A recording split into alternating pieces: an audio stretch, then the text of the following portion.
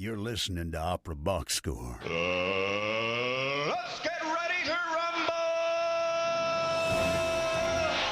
Wherever you are, however you're listening, it is America's talk radio show about opera. This is Opera Box Score. I'm George Cedarquist, joined this week by Matt Cummings, Weston Williams, and Ashley Hardgrave. All right, this week, Oliver comes back from Santa Fe with 4 fabulous interviews and COVID.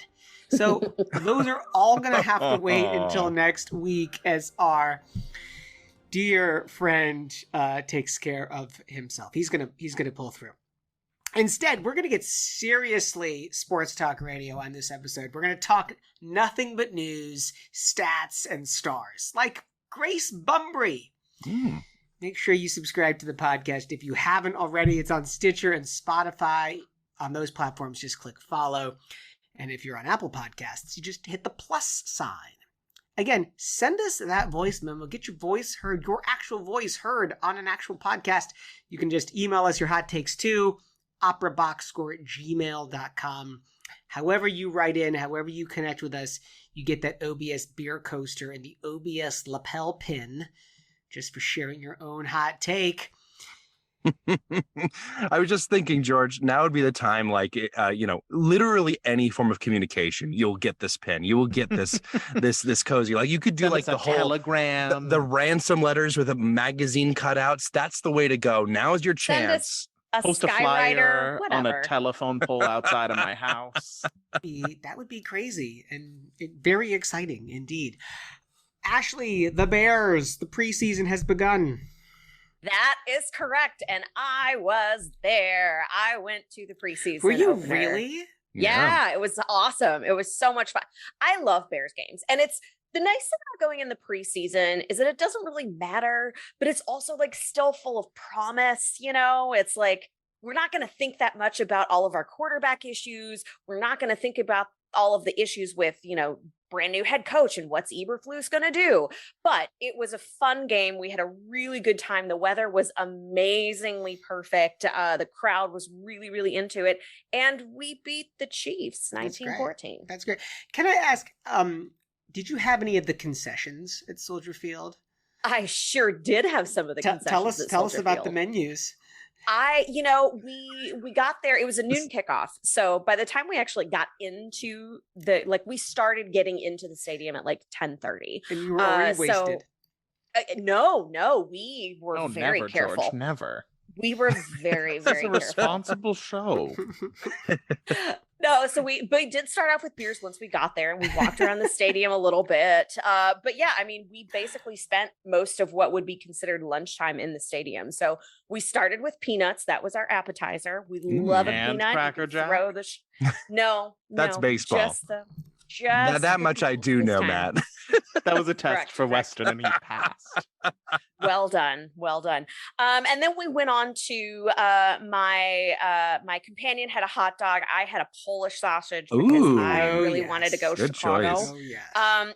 Extra, Polish sausage with kraut and mustard, delicious. And then what else did we have? Why doesn't the Lyric Opera of Chicago offer Polish with a kraut and mustard? That would be That's what I want to know. Like a chili dog between acts. I mean, sometimes that's what you need to get Can you through. imagine the lines though? For the restrooms. For everything. But yes, good time was had by all. Really in expands the Soldier wind Field. section. Oh my gosh, you have now made me hungry. We need to talk some opera right now. This just in, the 2-minute drill. All right, listen up. Here's everything that you need to know about what happened in Operaland this week. Outdoor performances are increasingly at risk of cancellation as summer's weather conditions are becoming more treacherous and unpredictable due to climate change. Companies are reaching for new and innovative ways to blunt the effects of severe weather by changing start times, altering costumes, and installing air safety monitors, but the difficulties promise to remain an active issue.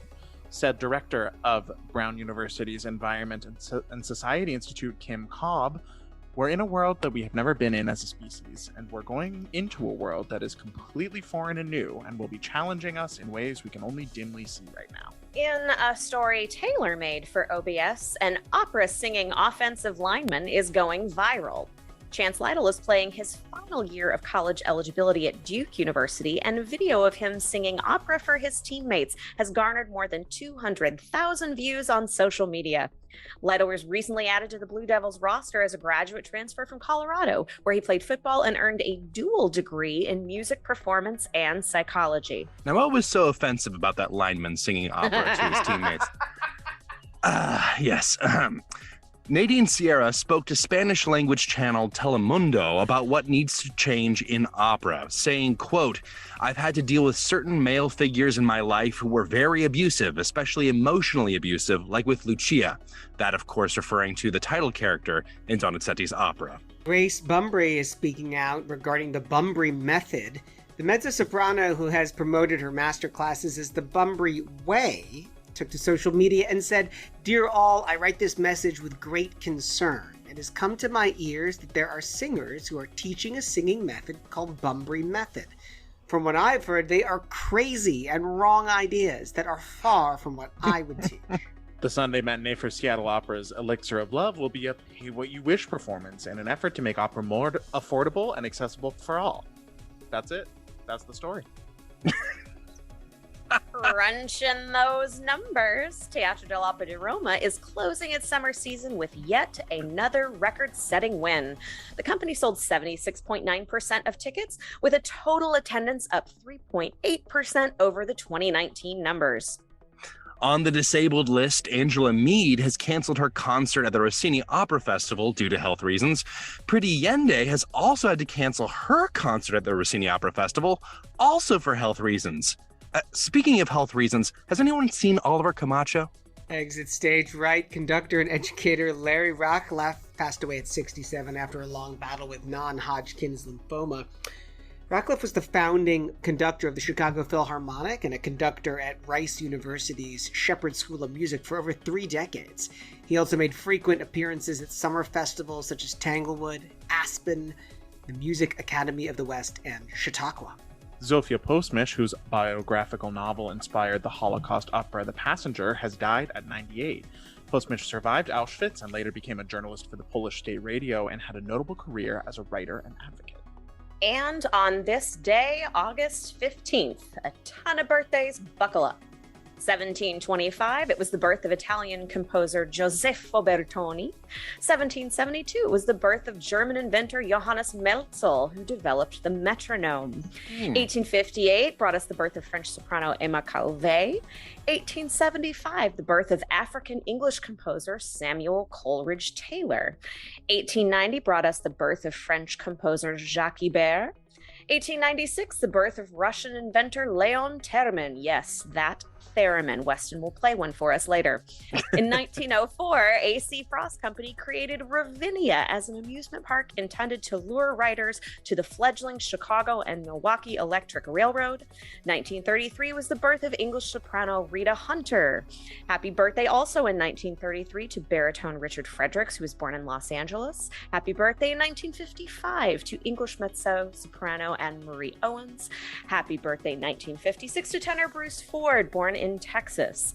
1986 on this day brought us the first performance of Christoph Penderecki's opera The Black Mask at the Salzburg Festival, and in 2000 the first performance of Kaya Saraiho's opera L'amour de l'homme, also at Salzburg. And that is your 2-minute drill.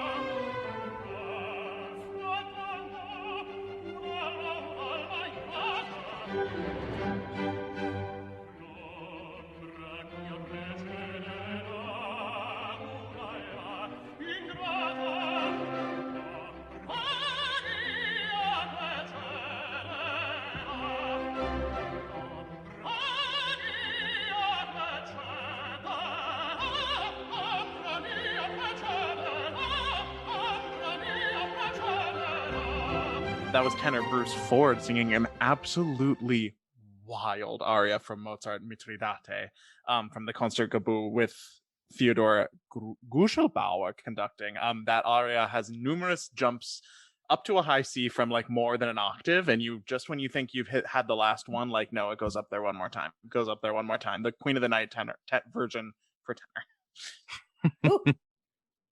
Goodness gracious! It has been an interesting week to have Oliver catch COVID and leave us with the slim pickings of the 2-minute drill. But we really do. I know we poke fun, but we really do wish him a speedy recovery. And I wanted to point out that maybe it was a good thing because we can now talk about like this banner day in music technology, the metronome and the theremin in the same Two great tastes that taste great together. Am I right?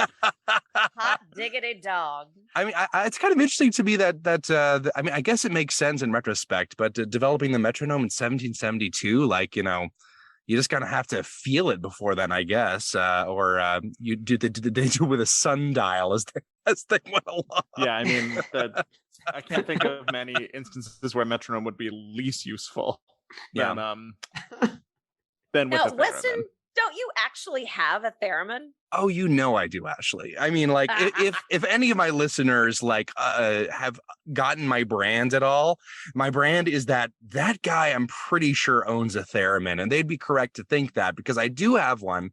I purchased it many years ago on eBay. It's a great little instrument. If you don't know what it is, it's one of the first electronic instruments. Basically, it works. There's an antenna on one side that goes straight up, and there's a looped antenna on the other side, and one controls pitch, the other controls volume. It is very hard to get any sort of a sound on that sounds good. But if you've heard an old sci-fi movie and a UFO went by, wow, wow, that's a theremin or something imitating it. Yeah, you It's a also great may have little heard one instrument. played in season 3 of American Horror Story by Francis Conroy. Or in that opera that we all know and love, Ubu Rex. Oh, of course. Yeah, That we've one. all heard that one. That old chestnut. I hope they're not trying to do it outdoors because they're not going to be able to. Yes, oh, very much so. This is, I mean, this is really, in many ways, I feel like every year we keep saying this is like, this is the year everyone's going to remember as like the one where people like start getting serious about climate change. But, you know, here we I wish are. we can finally say that for 50% of the United States Senate. Yes. Yeah, true. Barely. Before listen, we've started at the end here with the 2-minute drill, and we're going to go back to the top again and talk about climate change. I was just excited that Ravinia was founded in 1904 as an amusement park. That's very fun. I can just imagine people going and being like, step right up and see the copulating spiders. And then some classical music. To accompany said spiders, of course. Yeah, dance macabre mostly. My gosh.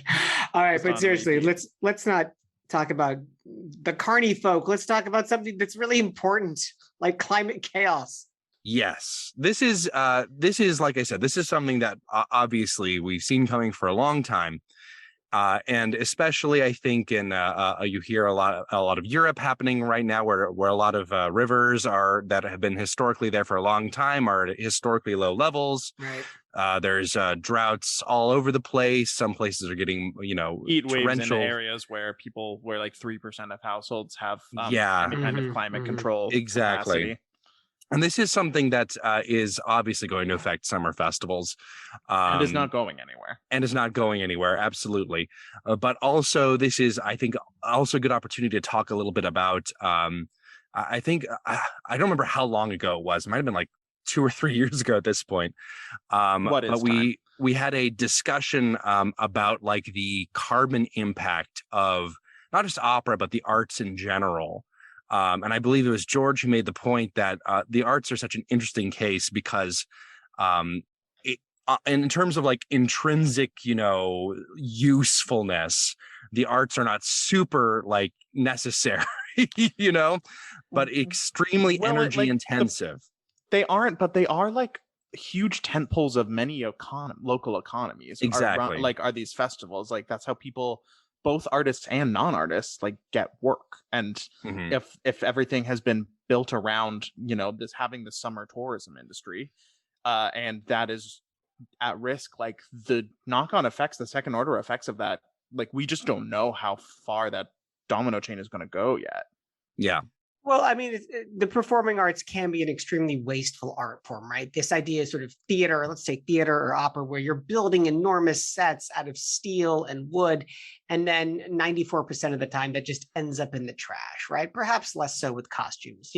Lighting, of course, uses amazing amounts of power, although recent developments have turned all those lights into LEDs, which of course generate less heat and, create less power too. I mean, look, and then of course there's this phenomenon of all these artists traveling the globe. COVID put pause to that. We're going to see that come back again. Perhaps we're not going to be hiring as many local artists anymore. Is that carbon footprint as big as, like the Big Ten adding USC and UCLA so that all these teams are flying cross country now? No, but we need to be careful about that sort of carbon footprint. We can't be Taylor Swift about this. or any Kardashian Jenners. Or wasn't it Drake's that was the worst? It was like a 7-minute flight, and he wasn't even on the plane. It like just went back to the hangar. It was going back to the plane sleeping room. It was going back to the plane bedroom. Okay, I wanna bring it back to Chicago, and I want to bring it back to some personal experiences that I had this particular summer. So sure. Chicago and the Chicagoland area is home to two pretty famous outdoor music festivals. The first is Ravinia up in Highland Park, which, by the way, was founded today. The second is the Grant Park Music Festival, which happens in the center of downtown. Now, Chicago has marked data that shows that the city is getting warmer, and Chicago's in the upper Midwest. It's known for its very cold winters and its pretty mild, pretty enjoyable summers, and that is increasingly dwindling. In the 30-year period that they've just studied from 91 to 2020, it is markedly hotter than the 30 years before. We're averaging and increasing our temperatures in the summer at least 1.5 to 2 degrees over the course of a handful of years, which is a lot by meteorological standards.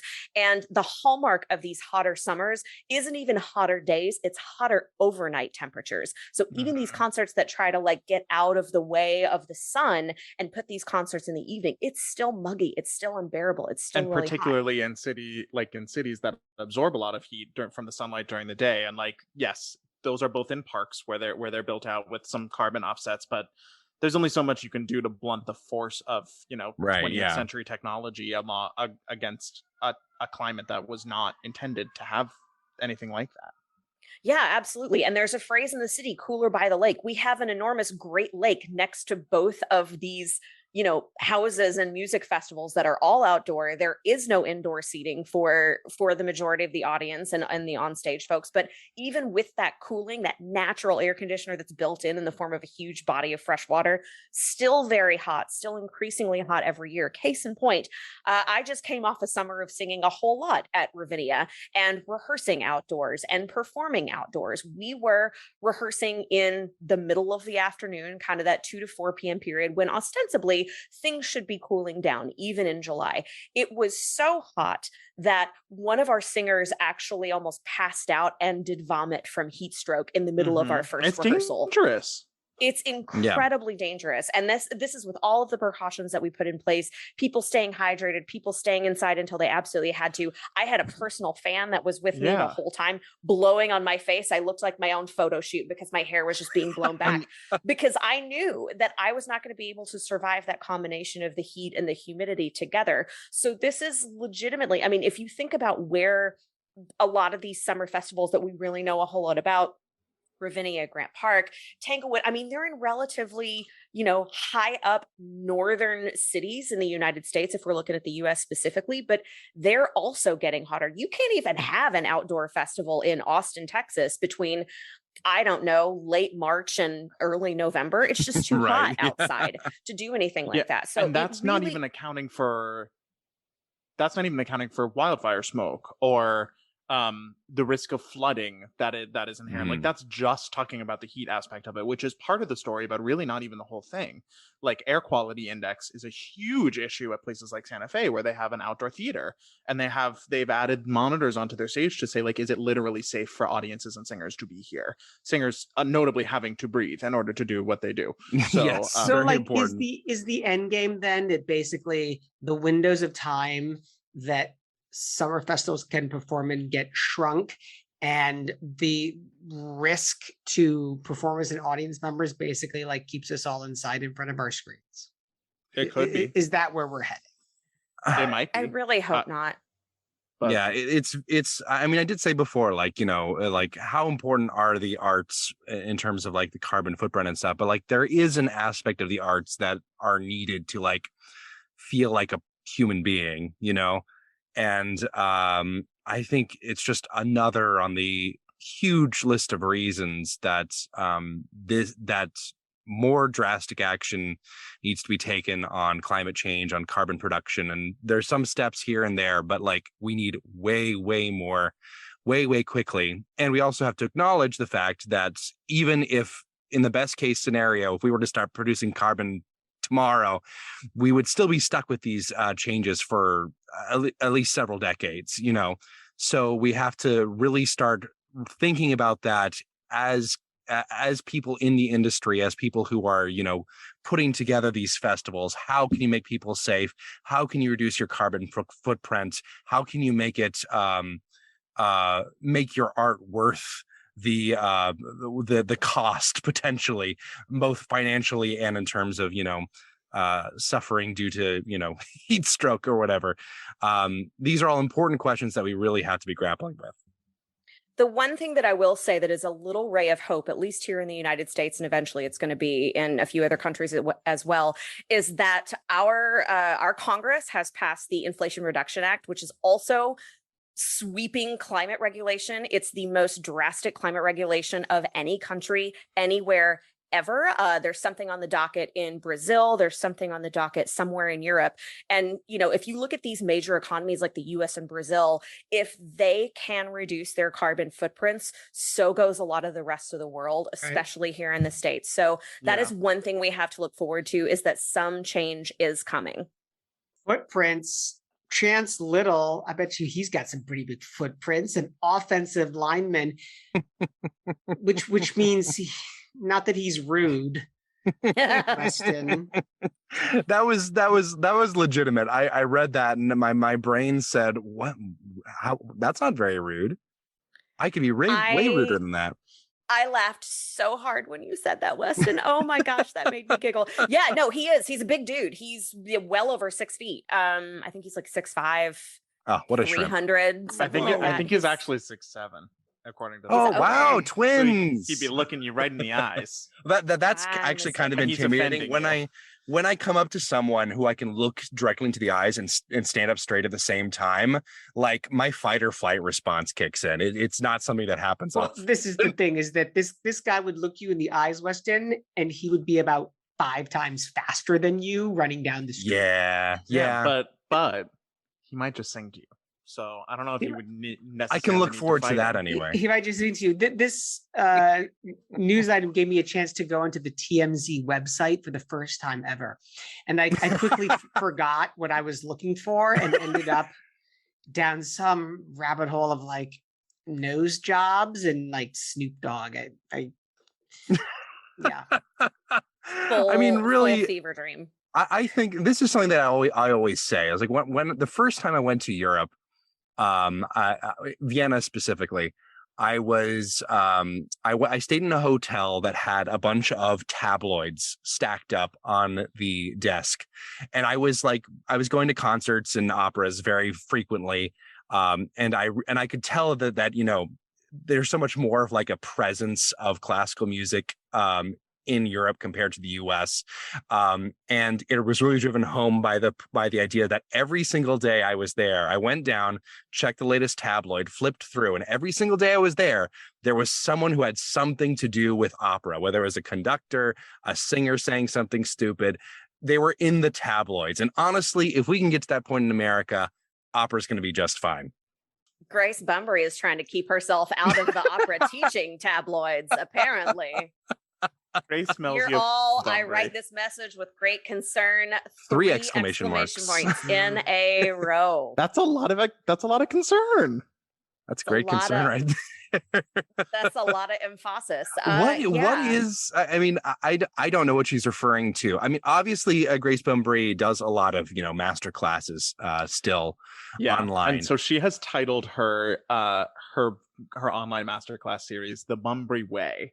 And it includes groundbreaking advice like do your homework, study the composer, prepare for the applause. I mean, like masterclasses are really more for the clinician than for the student, and for the audience than for the student. That's that's just a universal truth. And I mean, it's not bad advice. it's certainly not bad advice at all. I'm really just I did try to find out like what kinds of things people were saying in the name of Grace Bumbry that caused her. That's such what great fascinates concern. me. And I Right. was not able to find anything. So if anyone out there has gotten information about the Are you a so-called practitioner Bumbry of the method. Bumbry method? Please come on our show. I mean, something just tells me that the international competition, Boris and Diane Martinovich, is involved in this somehow. Well, I just the always Fonz song- suspect But that, them that one woman on the listserv at Opera America. when there's Oh, skullduggery like this. The But fonts on don't the website match, that's for sure. Listeners, if you have not had the opportunity to go onto Grace Bumbry's website, it is a vision of purple and cursive fonts, and I encourage you to check it out at some point in the coming days. Let's drive some web traffic so she knows her method is the No, her it's way the way. is the way. The way, not the Sorry. method. Not the method, Ashley. She is the way, the truth, and not the method. Got it. Okay. makes me think of the Mandalorian. I was confused by the Bumbry method because it just Nope, made me nope. think of George, it's Sorry, the Bumbry It's the- way. I know. Come on, I come know, on, I know. There George. it is. no, hear me out. It made me Bumbry it always makes me think of the importance of being earnest, which is what Algernon does. Bunburying. He does Bunburying. So I'm always like, Oh, he oh, does, yeah. doesn't he? He does do that. But maybe that's what the Bumbry method is. We can't say for sure. No one knows. Maybe she's mad at Oscar Wilde.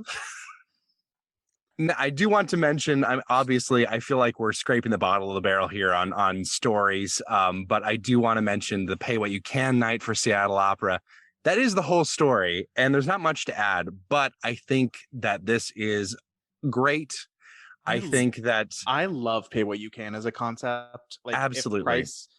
Price is not necessarily the only obstacle getting people from coming to the opera, but it can be such a huge Mm. one. And so Mhm. to just take it out of the equation and be able to like actively recruit excited people who might not have come otherwise, yeah, it's not brand new. Like people have been doing this before, but I don't feel like it has really been that big of a strategy compared to like papering the house with student tickets or or things like that. But in order to just like get people excited and what really I think sets this apart is that when that is happening for everyone, then anyone is welcome to come. And the feeling of being out of place or not wanted there, or like you're not a real fan, or like you're not serious enough or fancy enough, like I think that really does keep a lot of people out of the audiences or makes them feel unwelcome when they get there. And that this is just like, this is how it is for everyone, and those who have more, it's Seattle, lots of people have more, can pay more. Yeah, exactly. And this is something that I encounter all the time with my friends who don't know much about opera, and I try to drag them to it. Is like, as soon as they see the price tag, even if it's like, They're turned off. yeah, I mean, not even necessarily like that expensive. Like they're comparable, like straight theater shows in Chicago that have similar price tickets to, certain seats at the Lyric, but like it feels like a lot. And you have to remember that in a lot of people's heads who have never been to an opera is the stereotype you hear in the movies. It's wealthy people sitting in the pews in their fine, tuxes, and Nazis listening to Ride of the Valkyries. Those are the only two things they know about opera, And I think we should probably try to steer away from both of those pretty handily. And I think Pay What You Can nights are great. Encouraging free nights are great. And I think you're right, Matt. Like I've heard this in other places, particularly straight theater, but I don't see it much in opera. And I think it's a huge missed opportunity. So Well, kudos to Seattle for that. Let's be honest about this. Like any house that's being run fiscally solvently or even close to it should not be wholly dependent on ticket sales. No. Every A house in this country could take one show out of their run and have it be a pay what you can. Yeah. Any house that is worth their salt could do this and they would not lose That's money. not where their operating budgets are coming from. No, Yeah. that's not. Absolutely not. Yeah. First of all, it's called pay what you wish. Which It's I not think called- is, it's I not do called think that pay what that's, you I think can. that that's more inviting branding. I'll say, good job on Yeah. the Seattle Opera marketing Yeah. department. Yes. Yeah. But I'll to be honest, I'm not convinced by this, and I'm I surprised. don't think it's a cure-all, but I think it's a great tool to have in the arsenal, and it's one that has been underutilized. But I think this Yeah. idea is also a bit endemic of the nonprofit performing arts circle, right? Like you don't see pay what you wish nights in the major leagues or Yeah, but those even the I mean, Blackhawks who suck. those and are who need technically fans. nonprofits too, but like, are they? But they're They're not. in- They're not. they're in the no, money they're making not. business. They're in the money making business. But there's this idea of like, well, we're a nonprofit and like we do theater that nobody wants to see, so we're gonna make it free.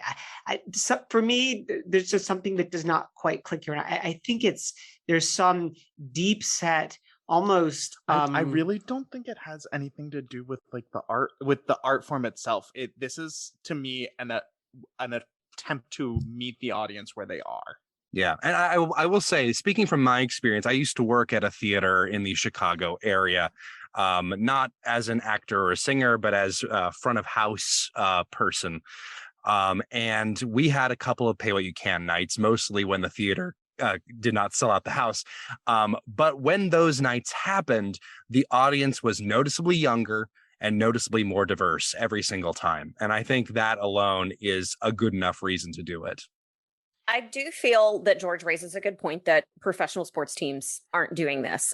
2 points with that. Listen to this. The First- Sunday matinee for the Chicago Bears will be a pay what you wish game in an effort to make football more affordable and accessible for all. Honestly, Right, I think that'd be Said nice. nobody ever. But also, I think there's like twofold reasons for this. Number one, the audiences for the professional sports franchises are I would- significantly larger than what we Yeah, have for opera. true. Number two, Nor are they struggling to find people to come. Number True. two, opera does not have a sliding ticket scale in the way that professional sports does. So Yeah. if you're looking at like a night game against a really good team in a really great series in Major League Baseball, for example, those tickets are going to be higher than a day game if your team is at the very bottom of the league. Operas don't have the ability to sort of turn on a dime and move their ticket sales in the way that Yes. a lot of these professional sports teams do. Like the Met the has reason I tried went to to do a it recently, and it's been a nightmare with their Yeah. Right, dynamic well- pricing. Like, Yeah. So the reason I went to a Bears preseason game is because it's markedly less expensive than going to a Bears regular season game. This was the ticket that I could afford. So She's if got you, Opera were George. doing something like, no, I'm not saying he's wrong. I'm just saying that that's part of the reason that they're different. I'm saying it. I'm saying George is wrong. No, it's Ashley. Ashley raises a good point, and I don't know if I've seen this initiative happen at other houses that I can remember. Actually, I mean, it seems so obvious. it's interesting to me that it's a Sunday matinee that they're doing this for, and I wonder if that is to make it more inviting to families and children, but also like Yeah. speaking for Chicago, like those shows usually sell out. Like that, the Sunday matinees at Lyric Opera of Chicago are like the big money makers. Well, then it allows the opera house to manage the number of perhaps tickets that are available, right? Like, Right. if it sells out, there's going to be a bit of a limit. Plus, I mean, it's a great show, as you say, for families to go, versus like what else is on their season? Tristan, Samson. What kid doesn't want to sit through 5.5 hours? I of mean, German I did, sexual but mind. we're not going to talk about that. Family friendly Samson. family friendly Tristan. Teatro dell'Opera di Roma closing its summer season, almost 77% capacity. It's up 4% from 2019. They've got to be happy with that, obviously, having. And I bet they didn't even need a pay what you wish night. Although it But helps they're to be getting that football government team. Opera funding. is the national sports. That's true. That's true. They're good to go. I mean, it's obviously way more than the Metropolitan Opera. It's also nowhere near the Vienna State Opera, which is something like 102% capacity. I mean, Well, when you like, have to inherit box tickets to the Vienna State Opera, because I mean, those are like purchase. like Yankee Stadium numbers at 102% Yeah. capacity. So It's all the standing room. so did any of you see The Passenger when it was? I did. At Lyric. I did. I some thought it years was a ago? cool piece.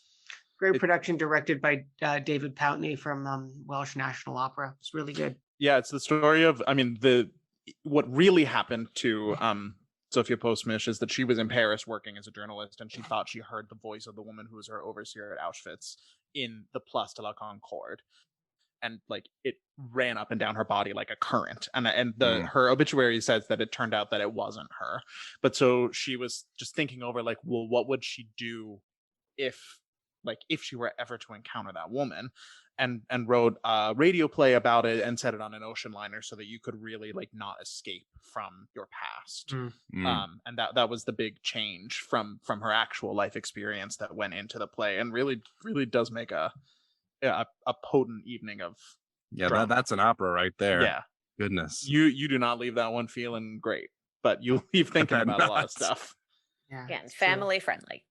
Family friendly. Yeah.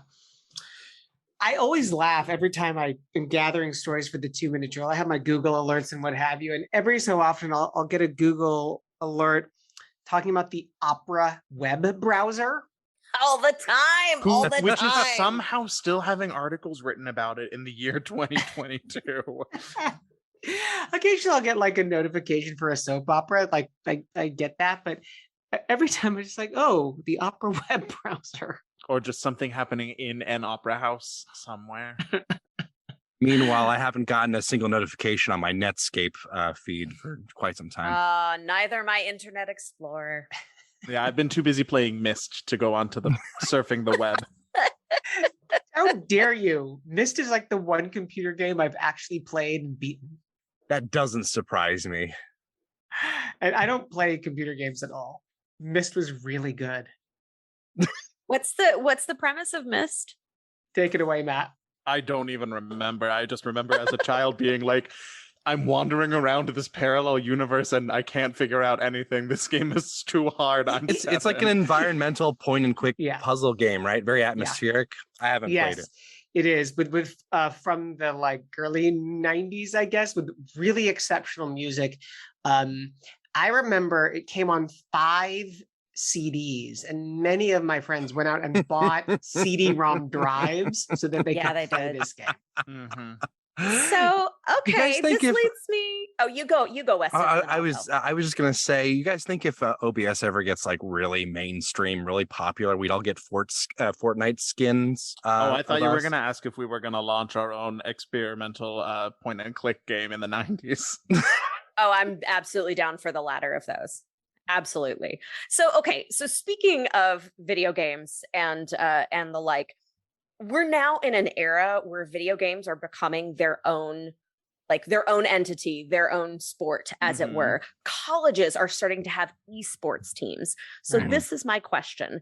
Is OBS going to expand its sports umbrella to eventually include esports? And if so, how are we going to relate the world of opera to the world of esports?